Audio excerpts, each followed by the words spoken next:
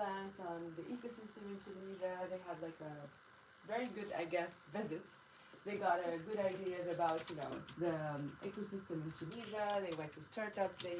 They had meetings like with incubators, accelerators, um, uh, with I think people from different backgrounds, professionals, students. So it was a very interesting opportunity for them to share and to learn about Tunisia as well. So this is an opportunity for you to learn from their perspective, their field, their expert in their field. Feel free to ask them questions. And I'll give the floor to Michael, and then you will be hearing from Shreya as well. So yeah, the floor is yours. Well, thank you so much for that beautiful introduction, Sahat, and hello everybody, bonjour. I am Michael Wood Jr. This is my first time here in Tunisia, but it's my second time in Afrique, so very happy to be here. And I definitely want to share the things that we do in America, but also love to hear from you all and really connect and see what y'all are doing and how we can connect. So I have a few slides or a few tabs to go through, but the overall presentation is all about technology in the age of AI. And I'm the president and CEO of Universal Tech Movement. So we help people get into the tech space. That is in a nutshell what we do, and I'm all about connecting and building relationships. So if you do have a question, feel free to speak up, feel free to interrupt, and let's make this conversation. But I should go through this pretty quickly. So Michael, yes. Sorry to interrupt. They're looking at your back. Oh, okay. There. Okay. So I don't know if you can adjust. I don't know. Voila. I Good? think that's better. Is it? You need to sit like in this. Okay. Is that good? Nope, we cannot see it. Okay. I'll sit. I can sit down. I'll sit. Is this good? We cannot see you. Oh, Like right. the camera Oh. isn't there. Oh, Okay. that's Can you the stand camera. in this? Like, yeah. Is it in the corner there? Would it be better for you to be here and I can navigate for you? Sure. Yeah? Okay. Oh, with that. Oh yeah, that's better, I Okay. think. Yeah, okay. All right. Because like we have some people attending online and Yeah. they need to see you. Yeah, Yeah. for sure, for sure. Oh, excuse me. All right. Mind the way? No, you're good. For that? Yes, yes. Good? Okay. All right. So, as you can see, I'm a connector. That's a lot of the work that I do. So, as I mentioned, I'm the Universal Tech Movement. However, I did not start in technology. That's not what my pathway was. I actually started studying international relations and political science, also global studies. I went to the University of North Carolina at Chapel Hill. So I love the work that I do there. It was always about connecting people. It wasn't until a recruiter told me about Oracle that got me started inside the tech space. Outside of that, I also lead, I'm actually support as a board member for the Texas Science Engineering Fair in Texas A&M. I'm on the board for KACI, which is a community radio station in Austin, Texas. And I'm also on the Greater Austin STEM Ecosystem Advisory Council. So a lot of interconnection between economic development, between STEM development, community development. Those are the buckets that I typically lean towards. And my, I'll say, governmental or political affiliation is with the Texas IT Caucus. So in Texas, it's focused around tech strategies, tech recommendations for the state of Texas. And one of the things there on the right-hand side is that technology is defined in the depth of partnerships. And I truly believe that you could go fast by yourself, but when you bring in different perspectives, experiences, and different relationships, that's when you really start to build bridges and have innovation. I'm also a UNC alum, as I mentioned. I'm a Heat fan. I'm a father, so I'm a family man. I'm a child of God. So all the work that I do is really about goodness and doing the best that I can, despite all that's going on in the world. Next tab. So a little bit about UTM. So we're all about connecting communities to the tech industry, and we really start from knowing nothing to helping somebody get a job or create a business. So on the left-hand side in the yellow, you'll see that's digital literacy. So we start with computers, internet, can you navigate online? Are you able to feel safe navigating the computer, right? And a lot of our people inside digital literacy are those under the age of 25 or above the age of 50. Like those are typically the age range when we start with digital literacy. In the middle, that's step 2, that's training. So once we have digital literacy checked off, Then we go into training, both technical training, like many of you are right now in technical training, and then we also do interpersonal skills. So whether you're looking at cyber, software developing, project management, digital marketing, data science, we do that. And then from there, we move into interpersonal skills like time management, conflict resolution, communication, email communication, right? So that you as an individual is well-rounded, both on the technical side, but also as you engage with different generations, different customers, different clients, different people, etc. And then the right-hand side, that's placement. That's either placement in a job, so we help you get a job, we help you get employed, or we help you create your business, right? Help you go down that pathway. And we do all of that within our ecosystem. So in Texas, the work that we do is really about leading into our ecosystem and leveraging all the resources, all the partners inside that space, so that anybody in that ecosystem can come out a techie, right? So it doesn't matter your zip code, it doesn't matter your experience, it doesn't matter your background. We provide those building blocks to help you be successful. And we do that through our 5 stakeholder model. So on the left-hand side, that's government. I'm a true believer that the taxes that people pay, or the tax that people pay, should be valued and added to the ecosystem. Then we have institutions, right? So we can't do this work by ourselves. So those institutions, those that are educational, those that are system-based, they play a role. We also work with organizations. So a lot of the work that we do is supporting organizations and vice versa. But then we have employers, right? Employers hire people, right? They're a huge role inside this space. And then last but not least, on the right-hand side, that's individuals, right? We also believe that individuals have a role to play in this broader ecosystem, because once individuals have a job, have a company, great. What are you doing to the ecosystem? What are you adding to the ecosystem, right? Are you volunteering? Are you donating your time? Are you providing capital? Are you mentoring, right? What are you doing so that the ecosystem can thrive and no one can be left out? And then on the bottom, you'll see that's our volunteer roadmap, where once people complete their service, complete their job, complete their company, great, come back, right? Come back to UTM, right? Be involved inside this space, and more people can help create the pathway. Next tab for me. So, can I ask Sure, you a of course. question? Because you were talking about the ecosystem. Are Yeah. you referring here to the environment being sustainable, or you are referring to the economic situation of the country So by both. giving back to the community? I'll say all of the above, right? Because the ecosystem itself, it's that, right? It's environmental, right? What can we do to sustain the planet and sustain where we live? But there's also capital. Capital have to flow inside the ecosystem, so businesses can be created, so that people know how to spend money, right? Is it doable? There's a will and a way, right? So I would say it's easier on a smaller scale, right? But when you start to go from helping, 50 people to 100 to 1,000 to 1,000,000, that's when things get more Do complicated. we care? Right.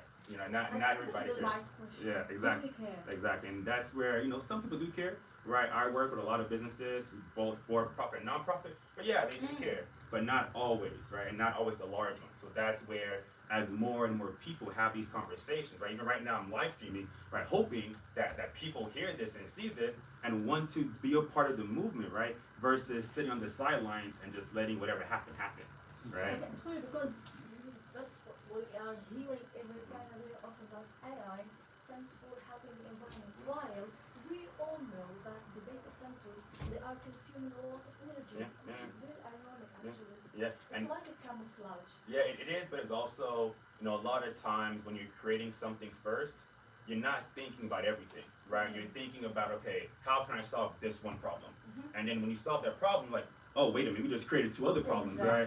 Which is kind of the good thing and the bad thing about moving so fast, right? But if there was an environmentalist that was also working with a technologist, well, then maybe we can solve that problem before the problem became real, right? But that sometimes doesn't happen because we want to go so fast. We go by ourselves, we put something out to market, then we realize, hey y'all, we kind of skipped a couple steps along the way. Yeah. We have to go back and kind of do this better, right? And that's what you see over time, which is why I always go back to, we don't have the right people in the room, right? And if we had the right people in the room, then we can have a different type of conversation, right? And like that's the goal. So the more resources we share, the more education we have, the more stories we tell, the more places we go, the more we exchange cultures and ideologies and even methodologies and processes, then we can really spur innovation and see these things. And more humanity we show, I guess. Exactly.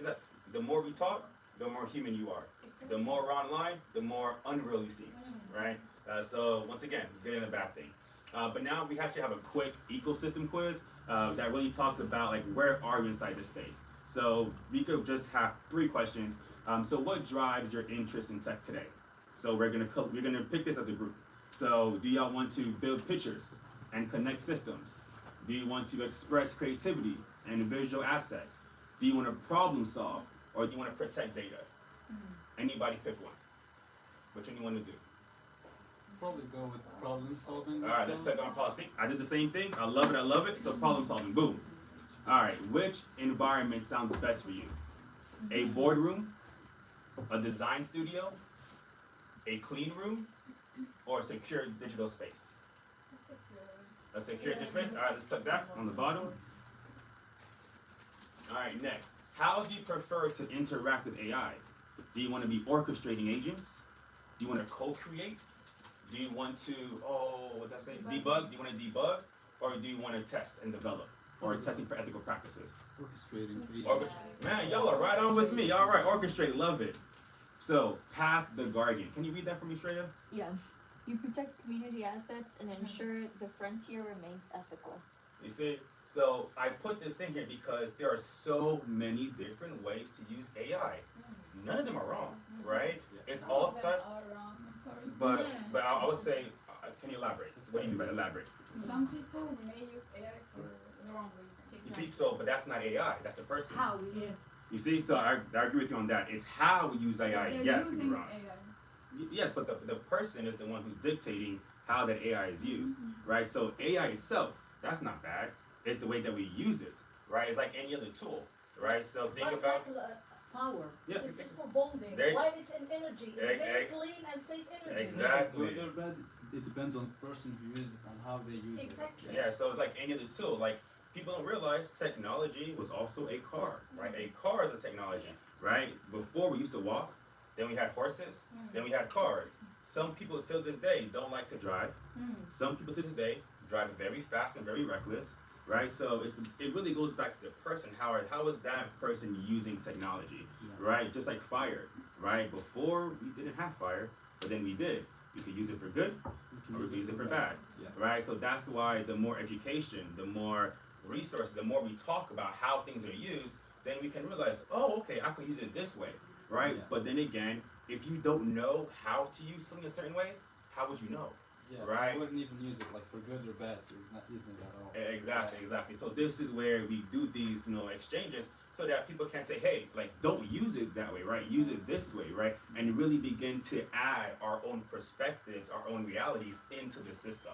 And that's why it's such a disadvantage when people aren't using technology, because then more and more people use it for wrong, right? And Shreya is going to go more into ethical responsibility. She'll definitely dive in on that aspect. Sorry, since we're talking about how we are using AI, does this mean that we don't have ethical consideration concerning AI? Meaning, Oh, for AI sure. does AI have ethics? Yeah, it can if you put in the guardrails, but creating a system as itself, right? People normally aren't thinking about all of the negatives of this tool, right? Especially if you are in a basement cooking it up, right? You're trying to create something, you're thinking about that problem to solve. You're not thinking about all the other problems, right? Which is why companies and projects, they have board members, right? They have other experts to give them that perspective because they're not thinking about those things, right? Even me, myself, right? I may be thinking about one solution, but then I go tell someone like, oh, I didn't think about that. Thank you. Let me add that to my journey so that what I'm creating isn't harmful, right? And it's beneficial. So that's where an exchange is, and really being more transparent can help us create better technologies, better systems, better processes. But a lot of times people don't want to talk. A lot of times we're just doing stuff for ourselves or doing things for capital and not necessarily for the betterment of society, right? Yeah. Next tab, please. So then here goes some skills, right? As you think about different aspects of society. So we have productivity, we have creation, we have manufacturing, we have AI agents. Then bottom left corner, we have legal, we have health, we have high-end tech, and we also have cybersecurity. So there are several different tools across the space. And depending on what area you want to focus on, that will dictate, not dictate, but that gives you what are some tools that are being using inside that space. So a lot of, some of you are mentioning cybersecurity. So Shreya, do you mind reading cybersecurity from in the bottom right corner? Yeah. Defend the community's digital sovereign assets.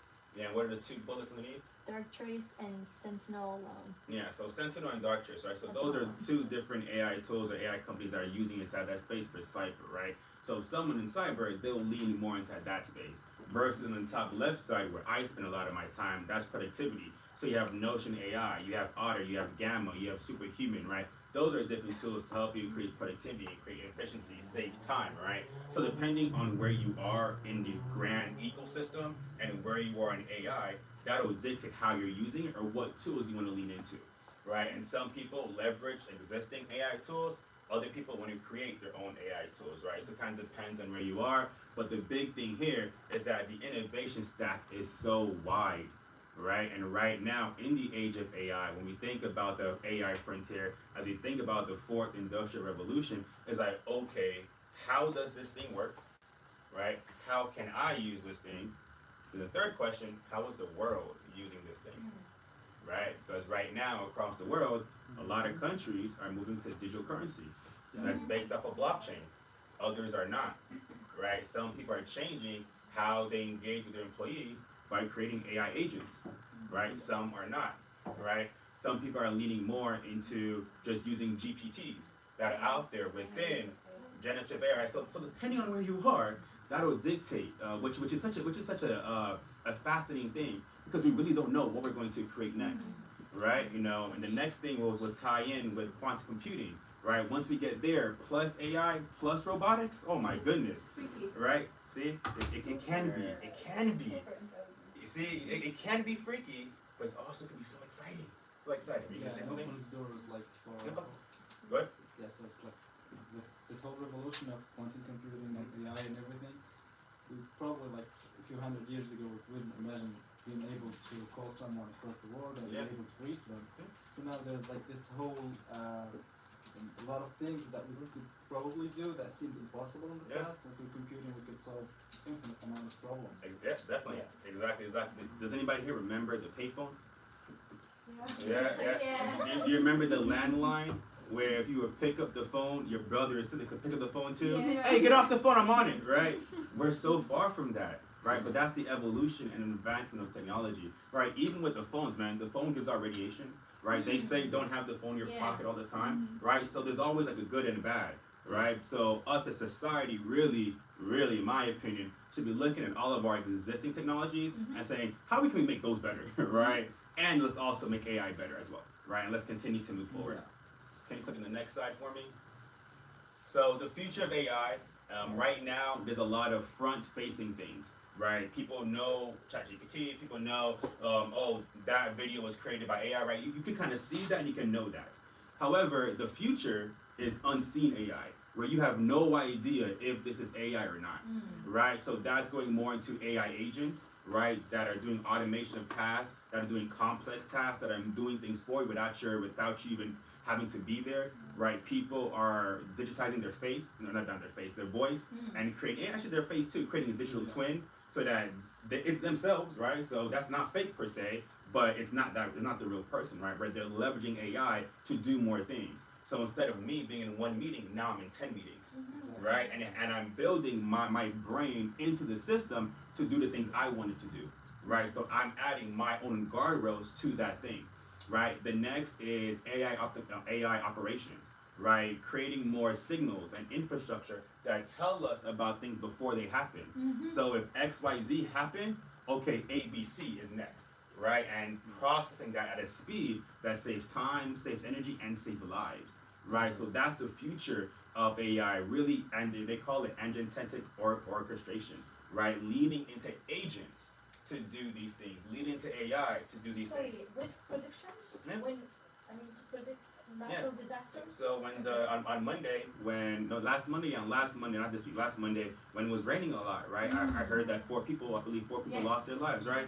Imagine the infrastructure that was there to let us know, hey, a storm is coming. Hey, these waves are gonna be X, Y, Z. Let's take these measures, right?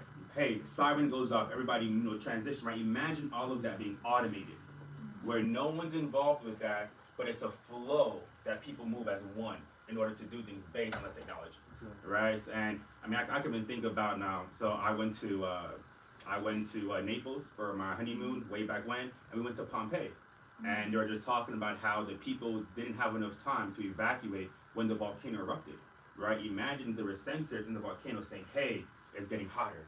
Hey, lava's flowing. Hey, we're about to blow, right? Imagine if you had all that time, imagine how many lives could be saved, right? That's like one example on the environmental side that we could do a much better job at, right? So leveraging AI in order to do those things and be more predictive and be more strategic as we scale and grow. Next. Michael, let me stop you a little bit here. I have a question Sure. from one of the folks joining online. Since we were talking about how leveraging AI to do more and how it's evolving, the question was, what difficulties you think AI as a system is facing? Repeat that? What difficulties you think AI as a system is facing?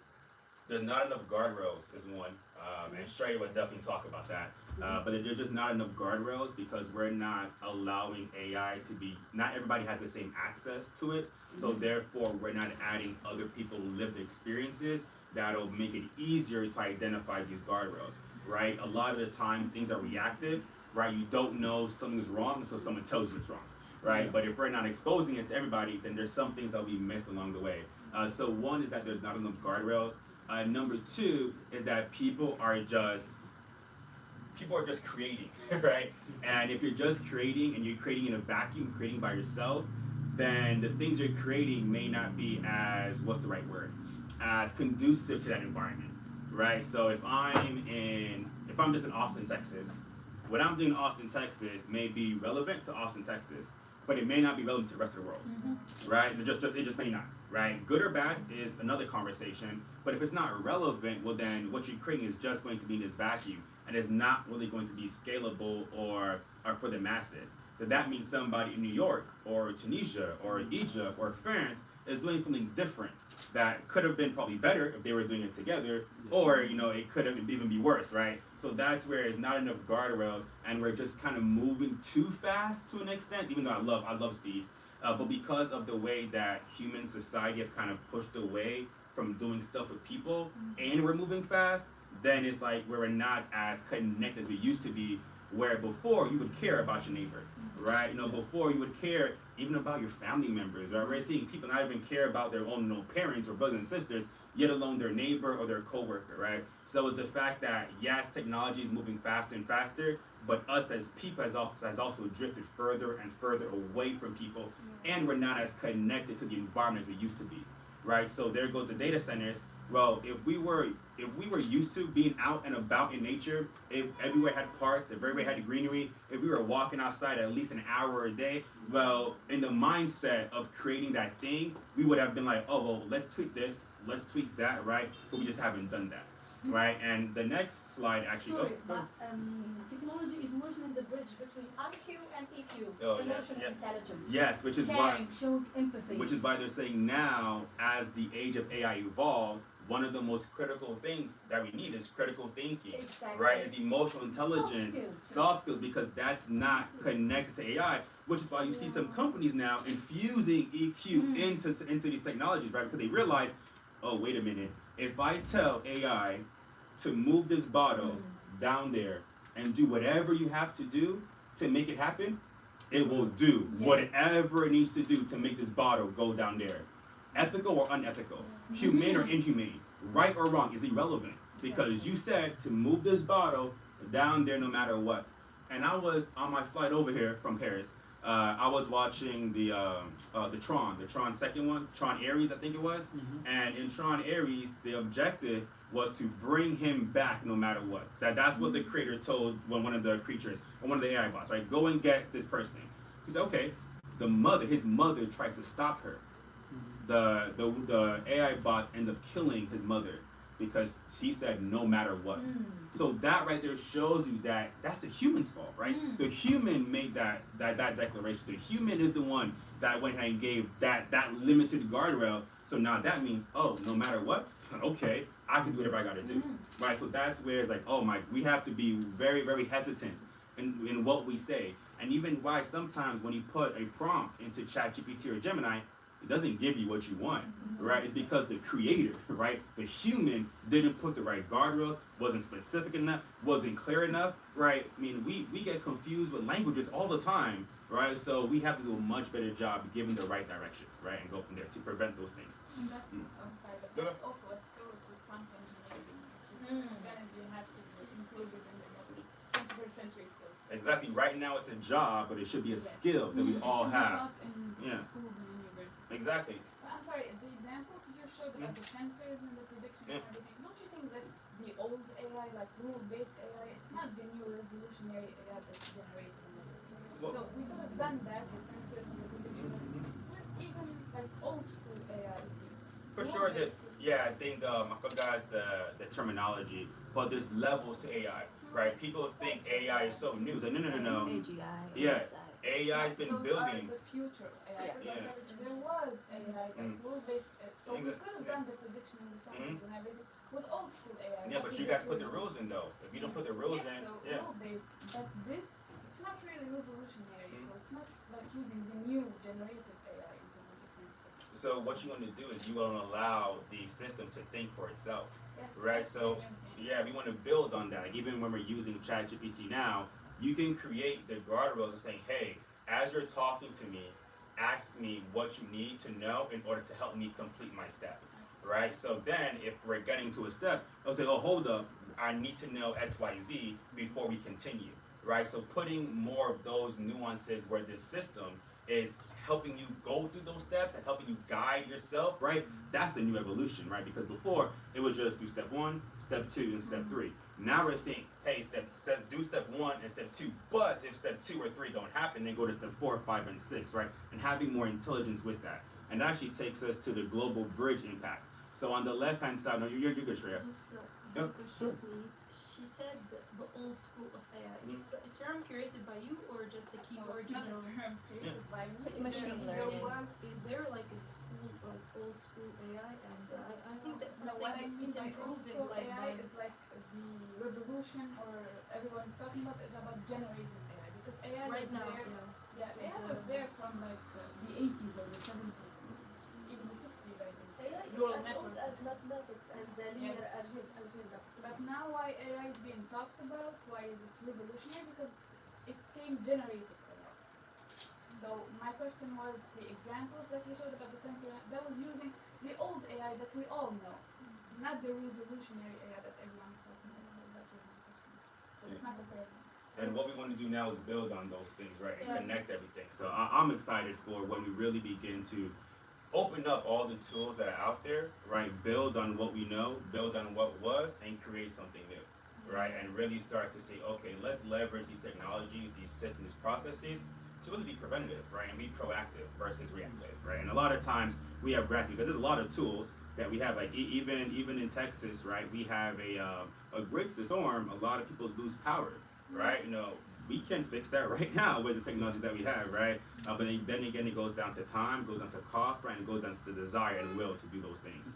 So when you think about the global bridge impacts, the first one, there is nuance, right? How are we using these things, right? Because you can use one tool in several different ways, right? And the more we understand the different ways of using these tools, the more impact innovation we can have. Then we go into ethical, right? Are we creating the right things for the right reasons, right? Then we go into context, right? So then how are you going to use this tool regarding this situation in this country versus the same tool in another situation in a different country, right? So once Sorry, do ethics differ according to countries or context? Their context here. yeah, see. context, yeah, because It's discipline, yes. Yeah. So for example, AI in education in countries, they have specific guidelines. There's AI in different, health, yeah. there's different guidelines. But you'll see Even many. It's the And context, are not the universal? ethics, not the ethics. It's the context. The Yeah. product So policy means was it? it's country specific. Ethics are universal. no, it depends because it depends on the situation, right? Because oh man, I think the tough situation is do you save one life? Do you save many lives? Right? And sometimes saving the many lives, you can't do that. So if you can't save the many lives, then is that even an option? Right? So it's really hard, but that's like the most direct situation to think about because there's situations where you may want to go do that, right? The right thing to do is to go do wherever you can to go save many lives. But you may not have the time, may not have the finances, may not have the resources to do that. And if you try to do that, you may actually be doing more harm than good, right? So that's a very, tough situation, but like those are the ways of you just don't know what is always the right thing to do given context and location, right? Sorry, but right and what according to what? Well, according to wealth and even time, right? So, oh man, like if it's gonna take you, 5 hours to go and try to save many lives, right? And when the time you get there, you don't know what that situation would be. Then is that the right situation? Because you want to try to go and save those many lives, but then what happens in 5 hours? You get there and you can't. So you just now sacrifice someone else saving those lives to try to save the many, which is the right thing to do. But in reality, you save no lives. So yeah, so it's a tough situation, which is why I really do give It's a dilemma. yeah, and I give It's the strength to those trolley in cart power. problem. The what? It's the trolley cart problem. Yeah. Yeah. Exactly. So then here, I'm proposing, a Texas-Tunisian alliance, right? So we're definitely just exchanging values, exchanging cultures, and exchanging ideas, processes, and anything that we can do at Universal Tech Movement or within my ecosystem, right? Let's connect that with the Tunisian ecosystem, right? That's one of the reasons why we're here today, right? Is to showcase what we do, how we do it, what can we do, what we should do to build these bridges. And then next slide for me, and I'm done. I have a question here. Oh, yes. We were talking about how you need to know how to use AI, which tool, where, and how to use it, and everything. And the question was, what about using AI in a lot of things, in a lot of jobs that it will end up having a lot of jobless people? And this is like a point that we've discussed, I think, many times when we were talking about AI, because this was the question, like AI making people jobless. For sure. So let's even remove AI from the conversation. Let's go back to the factories, right? Before we had the assembly line, where things can move from one point to another, right? And we can leverage even robotic arms into that. We had people doing those jobs, right? And one of the reasons why there was a massive layoffs of those jobs to replace them with automation and manufacturing is because we did not upskill and reskill our people, right? So the work that I do is tied to upskilling and reskilling as a whole right now, because there are so many jobs that came out. Even before AI, there were a lot of technology-based jobs, but we were not training enough people in our school system for those jobs, right? So imagine a state creating or graduating 15,000 STEM people, but the tech industry is creating 100,000 jobs, right? So there's a delta that we can't catch up. So we have to upskill and reskill. But a lot of companies don't upskill and reskill because either time, right, don't have the right people, don't have the right capital. So you're not investing a lot into that. So because of that, mass layoffs are happening, right? So as a culture and as a society, we should be naturally upskilling and reskilling our people, which is why I love the fact that the Tunisian government provides free education up to PhD, right? So at least you can continue with the development. In America, a lot of times we pay for education, right? And a lot of times there's not a continuing education outside of the company or even within the company, which is why you even see some companies, when it goes time to hire mid-level people or senior level people, they don't recruit from within. They go hire somebody outside the company, outside the state, even outside the country to come and fill that role instead of developing the existing talent they have. That has been a problem before AI. So even after the Industrial Revolution, there were the same issues. Yes, it's the same exact The issues. machine was replacing the tedious, boring, repetitive manual work. History repeats itself, and especially we don't learn from it. We're always worried about like the jobs that we're gonna lose and never think about the jobs that are gonna be invented and the new jobs that we're gonna Exactly. So yeah, some jobs will be, I'm gonna say, put on pause or shelved, right? And new jobs will be created, but there's gonna be a gap, and the longer we take, the worse that gaps get. So instead of us just laying off people, there should be an internal process of upskilling and reskilling people, right? And going at a pace that better aligns with how fast the technology is moving, but that's not the culture, right? The culture is, okay, if I have this new thing, let me cut my costs, reduce my overhead, let me reduce my employee count, let me spend some time developing that, and then we're gonna see people rehire, right? But now Yeah. they're rehiring people based off a new skill set, new strategy, based on where they are right now, But, right? but as you mentioned, like we are not observing this in all the countries. It depends on the capital and Yeah. this economical situation. Because not all the countries and enterprise are able to buy AI tools. Yeah.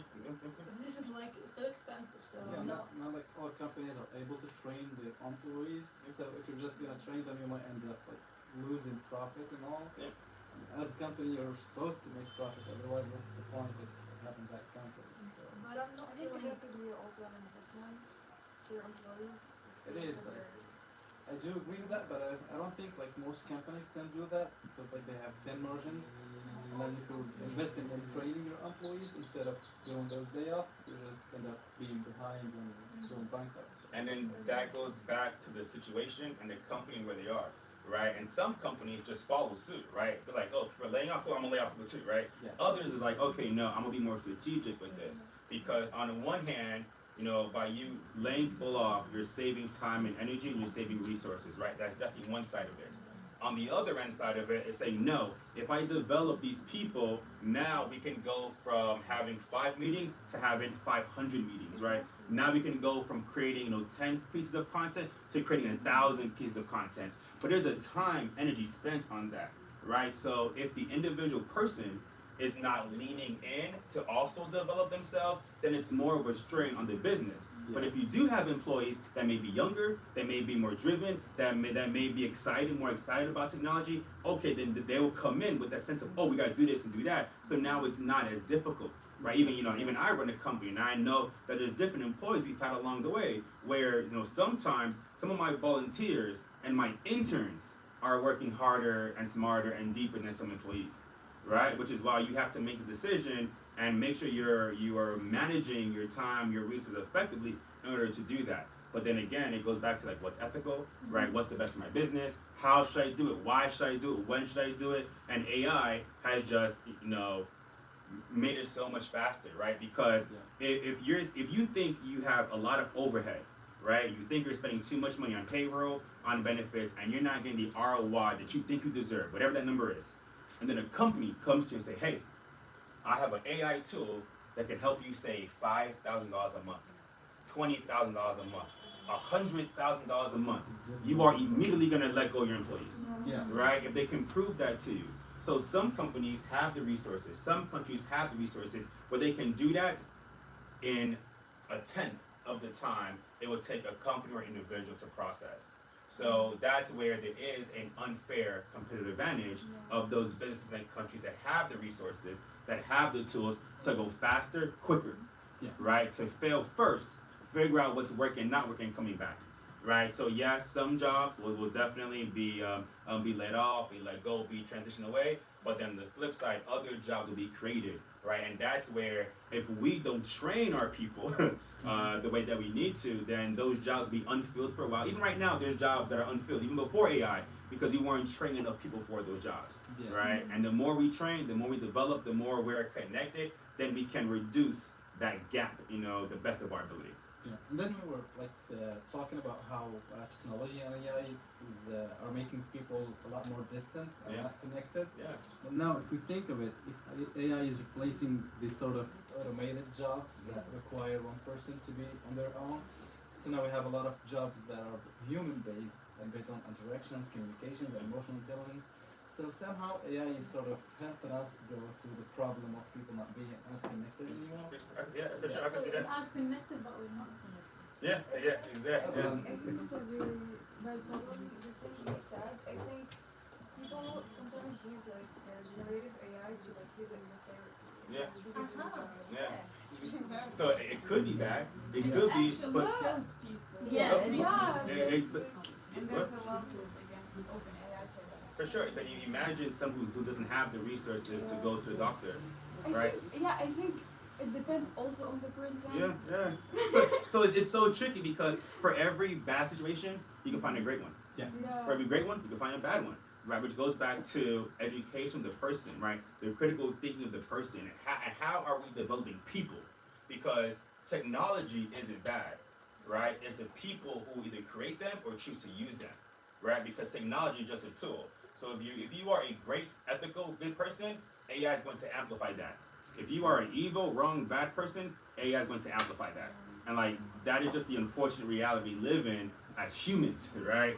But if we love each other more, we connect more. If I know my neighbors, right, then we'll have a sense of care, which would then reduce the likelihood of technology being used for wrong, right? Just like the nuclear power, right, situation, right? Just like cars. You know, some people hit and run, right? Some people will drive, hit somebody, and they'll drive off, right? Others, they'll stop. Are you okay? I'm so sorry. Call the police, call the insurance, let's take care of you. And not everybody does that, right? So it goes back. But what's the link of these things like character and personalities and about AI? I think here it depends on the country, it depends on the culture, Yeah. it depends on, I don't know, the roots of that person. Yeah. It's not about like, I agree. I don't know, what's the link? Yeah, well, the link goes back to, you said everything. It's the culture, right? It's how that person grew up, Yeah. right? What they were taught, what they're exposed to, right? You know, where they're working. Because your home may be one thing, your school may be another, but then where you're working may be completely different, right? So all those things being connected will dictate how you interact with AI, how you use it, what you do it for, and go from there. Just like any other technology that's out there, right? Even weapons, right? People use weapons, right? You can either protect yourself or you can do harm, right? And go from there.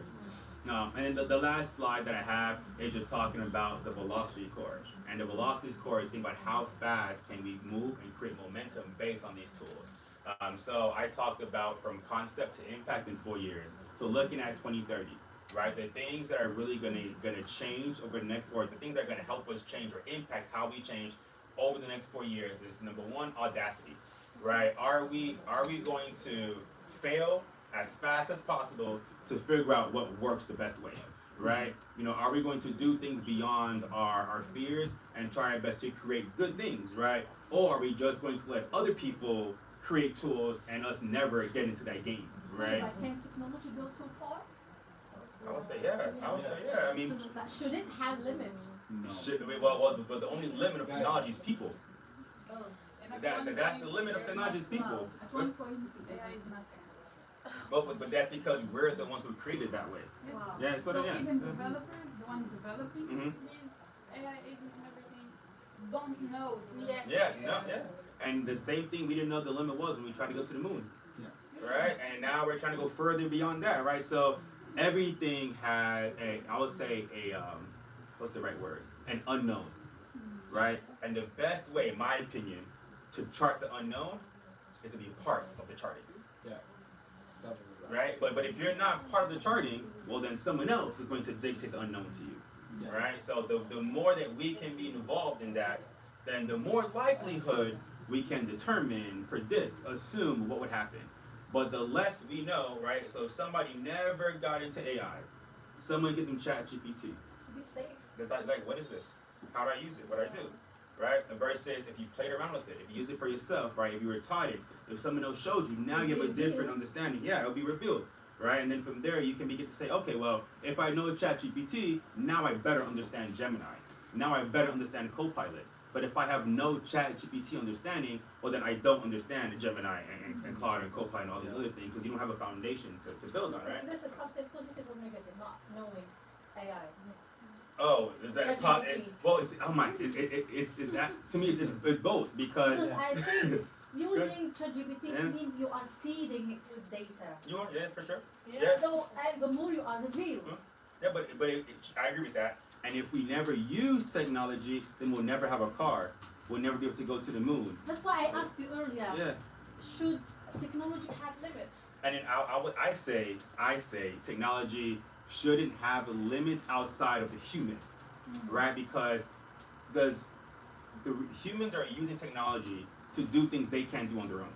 Yeah. Right? That's what you're creating. You're like, I can't run as fast as a car. Let me create a car to go faster than me. Right? So the only limit on the car is it's me. Right? So if I want the car to go 20 miles per hour, 50 miles per hour, 100 miles per hour, those are the guardrails that I'm putting into that technology. Right? So if I give a limit on technology, then I'm limiting my impact. Right? I do believe technology should have guardrails. Right? You know, and if I want to say that's a limit, then fine. But I'm looking at limit as far as not allowing you to have the most impact possible. And I want positive impact. So for me, the things I'm creating, I want to create positive things. So we do a lot of training. I could say I'm only going to train 100 people this year. Or I could say I'm going to open my doors and train everybody. Right? So that's the decision that I have as the way that I use technology. But some people are saying, okay, I only want this technology tool to do this. And that's fine. That's great. Others, oh my goodness, I want this technology to do unbelievable things. Right? I have another question. Go ahead. Do you think that ChatGPT is being open? Whenever I need ChatGPT, it is there, okay? For my homework, sometimes even for personal things. Just for that, to have humanity, because we are being so caring and we are so thinking about humanity. We just want humanity to be living a comfy, easy life. Or there's something behind. Yeah, it's both, right? It's open everywhere and every time. But then look at the benefit of that, right? Because it's open, everybody can have access to it, which is why people say AI is the equalizer, right? And there's so many discussions out there that AI allows you to do things we couldn't do in 400 years. Imagine that, 400 years. Of course, there's good and bad in that, for sure, which goes back to the person, right, and the things that we do. But the tool itself, it's revolutionary. I know, right? but people that are using ChatGPT even for some easy tasks. Yeah, that goes back to critical thinking. Addicted to it. But that's the same thing with like the phones and the TV and the car. Some people love to drive. People would choose the difficult choice or the easy path. Oh, easy all the time. Easy all the time. I mean that's why some people we like comfort. Right, we like comfort. But life is not supposed to be easy. I completely agree with you on that.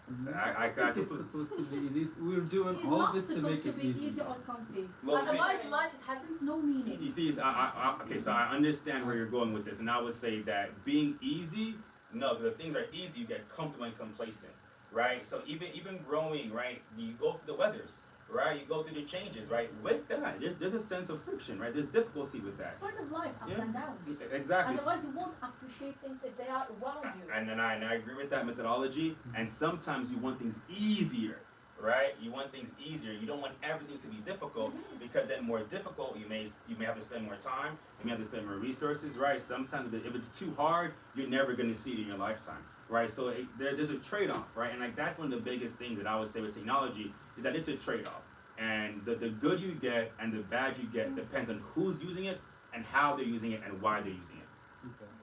And the more that all of us get into, I'm feeling that energy, I love it. The more of us get inside technology, great, right? But there's other people who are not having these same conversations that are by themselves in a vacuum or with other people thinking the way they're thinking, and they're creating horrible technologies or using things for evil, using the wrong way, which Trey will get all into, and I can't wait for y'all to hear her conversation and what she talks about, because there is a right and a wrong in situations, right? And your right and your wrong stems from you, right? It stems from you. It's about the person, not the They're tool. gonna learn how to be conscious about the use of AI. Oh, for sure. And she'll get more into that.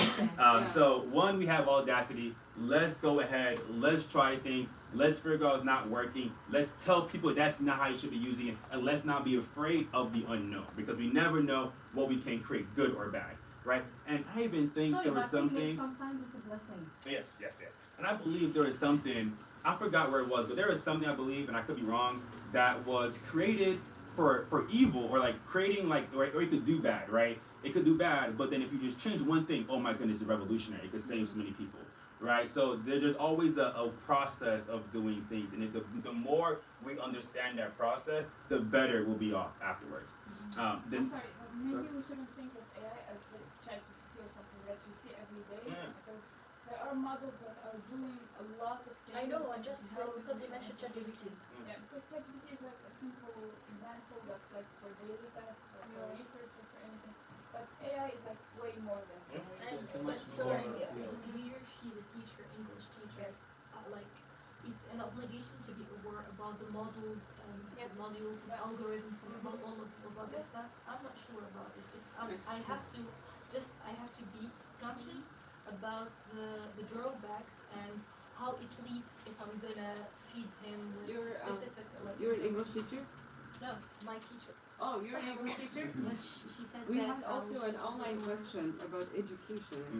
It was online. I think they were asking about how to use AI in teaching English and how to implement AI in doing the assessments for teaching. And I think in one of your slides, I'm not sure if it's here, I've seen you recommending specific AI tools to use per sector or something. I don't know if you have something. Yeah, it was on there, but Gemini and ChatGPT, they do have a study and learn section.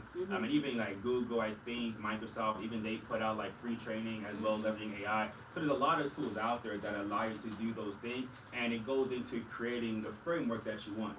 Right, but to her point, there are so many technologies out there, so many AI tools that are being used, so many AI systems that are being used, even across these different disciplines, right? Because I specialize in AI in education actually, and I'm doing like a framework for learning and assessment, but not for only English, but to be like Trainer? for everything, to be adapted to any discipline or adapted to any model or material that you teach. And there are ethical guidelines that you need and data privacy and everything that you need to follow to be able to even test that model on students. Yeah, and the same thing goes into AI and health, right? Like that's like such a huge thing right there. And AI in agriculture, right? Like what are the guardrails we need to have as we think about AI systems and tools connected to people or things, right? Like what does that look like in the long term, right? We already have an international standardization organization, which is ISO. It gives all the needed rules, so we have them all planned by the states and the governments. Having the rules is one thing, adopting it is a second. Right? Because not everyone's gonna follow those Exactly. rules. Can you go back to the last slide for me, then I'll wrap up here and I'll take any other questions I'll have. So we said Audacity, the next is partnership, right? The more we understand what other people are doing, the more we share resources, then hey, we can create so many great things in the next 4 years. And then last but not least is governance. And this is where the guardrails come into play. This is where the regulations come into play. This is where the fair and openness comes into play. Just like we've seen, first when cryptocurrency first came on the scene, right? Even when you think about vaccines, when you think about health access, when you think about even just having access to any resource, right? Like if there's not a sense of governance, then it's really dependent on the people, and sometimes the people don't really think about other people, right? So I am a big proponent of governance, but governance that represents the people, that is by the people and for the people. That is my definition of how I like it. However, that's not always the case. So the more people we have in governance with these mindsets, the more people that want to partner, and those that have been audacious and kind of move things together, the next 4 years will be monumental. And my hope and prayer is that we do right in those next 4 years, and we shrink the gap between people versus allow AI systems and tools to expand it even further. So yeah, that's it. That's my presentation. Any other conversations or questions? But don't you think AI can be dangerous since it's open for everyone? So it's collecting unlimited data about everything. So the people behind that AI tool can use this data to manipulate, to make. Yeah, I do agree with you on that, and I'll say that's where we are right now, right? Your phone is recording you, right? Your phone tracks what you do, right? The more we use technology, like the more data is out there into the masses, right? Some cars have GPS on it, right? So that you know where you're going from point A to point B, right? So there's data already being out into the masses. We're controlled without knowing. We're controlled. Yeah, now even right now, what we see is dictated based on what we search. Unconsciously, right? There was some show, maybe it was an episode of Black Mirror, I'm not really sure, where everywhere you go was ads. And in order for you to remove the ad, you had to pay, right? You had to give a certain amount of money. And if you did have enough money, then all you would see is advertisement. And that was your life, was just being bombarded with advertising, right? So to me, you can't stop the wave of technology going back from the sword to the gun, the horse to the car, fire to electricity, right? It's going to happen. The wave of internet is going to happen with or without you. So if that's a fact based off of history, based off what we know, right? Going from oil to ethanol to nuclear power, right? Like technology is massive across the lanes, across sectors. That's going to happen. What can you do to best ride the wave, but also navigate where it goes? So that's why I would love for all of us to be navigators, right? I would love for people who really see the world for what it is as a place where we can be loving and kind in order to be the ones that are the frontiers, right? That are having the velocity, that are being at the core, versus those who do care not even being involved, right? And allowing other people to make the decisions for them. There's a saying that I've heard in Texas. This is a Texas saying that I've heard. You are either at the table or you're on the menu. Yeah. Which one you want to be? Because if someone had the power to say, you know what, stop technology, stop AI, let's do nothing bad. Great, let's not do anything bad. I would love that, but it's hard to do, right? And the more of us being audacious, having fun, having governance, then we can do those things. So you won't have, you know what, because Chomsky once said, those who control media control the masses. And nowadays, those who control technology, they control the masses. Which is why all of us need to control technology, right? Yeah, If all of us can be access to part. technology right now. And then the danger is not like in them controlling, but in us not being aware of it. Yeah. So like having these conversations and being aware of those things, we can, as individuals, kind of defend ourselves against that. And then we're always so afraid of like our privacy and public information. But then I think at some point we won't be able to stop like technology from knowing everything about us. So we might as well embrace it. Because like I used to get annoyed from ads showing up on my phone. But then now, since my phone is listening to me, at least I get relevant ads. So thanks. And I even think about it in the healthcare space, right? Look at how much data your doctor knows or should know about you. If we use that data correctly, right, it could help you prevent diseases, help you give you a diet, give you nutrition, and understand what your body needs, right? Or we could use it in a negative way and manipulate information. This is my question. If their best practices or good techniques help me to write my prompt, the input that I'm gonna put in the ChatGPT, or the more I pay, the more I get. So that is not a technology problem. That's a capitalism problem, right? You see, so that's where I'm not a believer in capitalism and being embedded in everything that we do, because I went to school for political science and global studies. So there's a separation of political ideologies, economic ideologies, two separate. However, we have kind of blurred those lines over the years, where we have now seeped in, innovation and improvements with our capitalist economy or our capitalist policies or economic policies.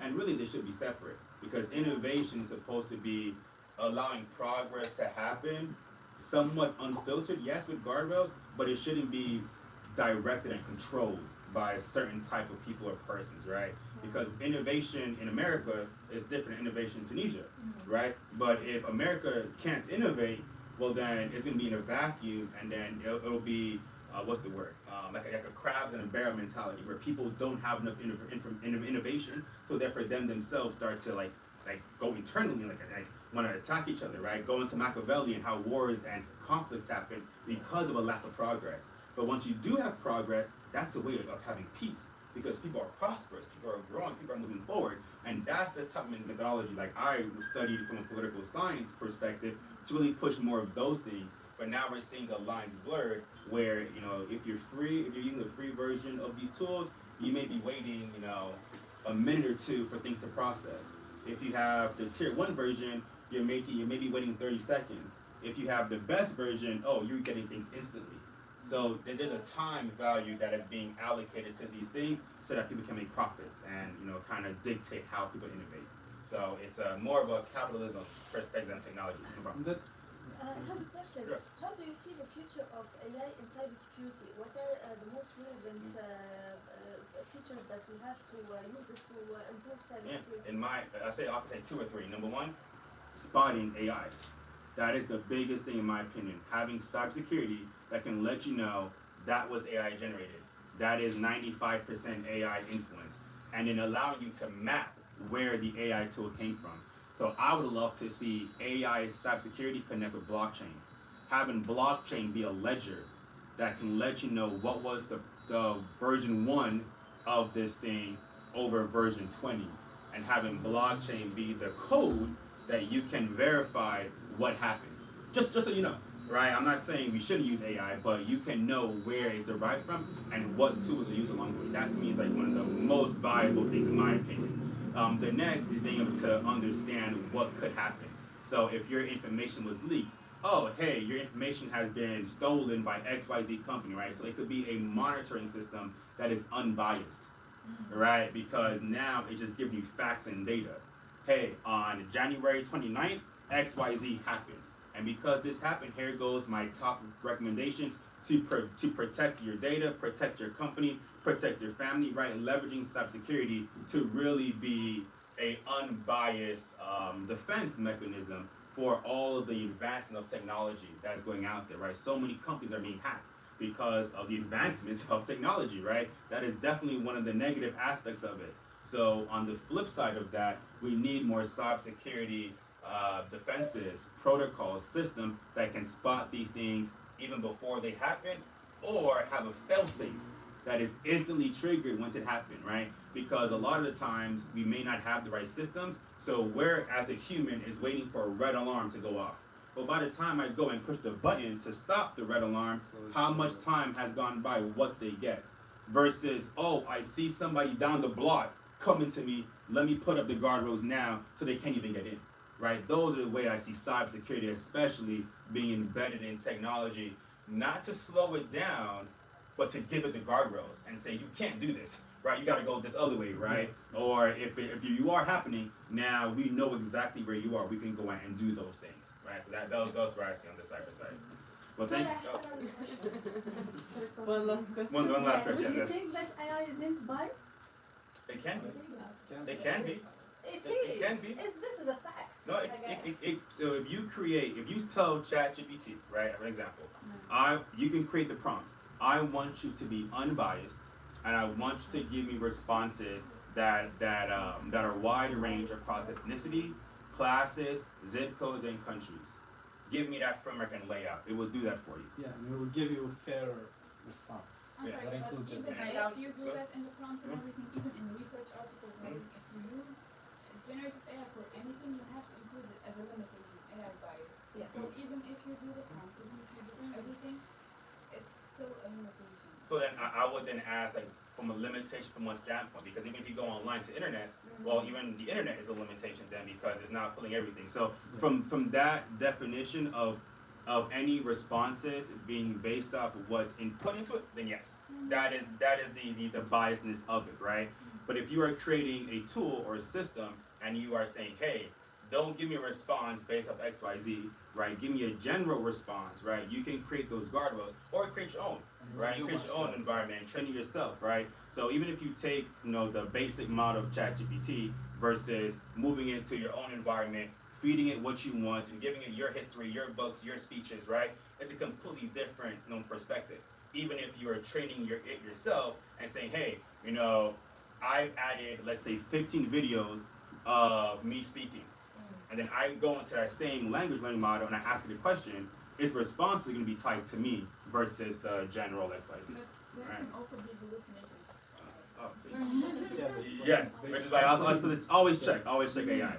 But thank you, love y'all. Good. That's it. Thank you, Michael.